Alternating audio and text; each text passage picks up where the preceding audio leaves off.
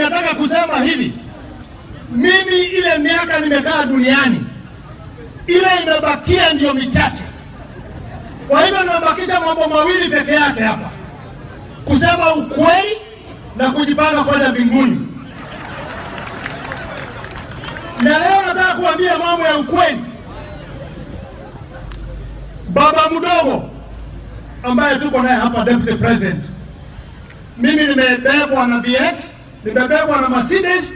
Mimi nimechoka hiyo magari ya shida na matuzi na kudhulumiwa. Mimi nataka sasa kubebwa na Hurubaro. Nataka kwenda kwa Hurubaro sasa. Ina maana, ina amani, ina mapenzi. Lakini tunakuomba baba wetu mdogo, sisi ni mayatima, tunakuomba utushikilie na sisi tukushikilie. Tutavuka namba ile ingine. Sisi tumedhulumiwa na Jubilee, na mimi nasema ukweli.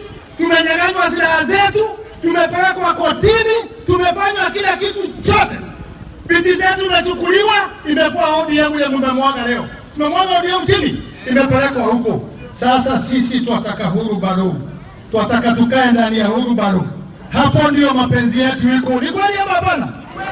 Hebu tuone kwa mkono Hurubaro wako wapi? Mko Hurubaro nyinyi wote?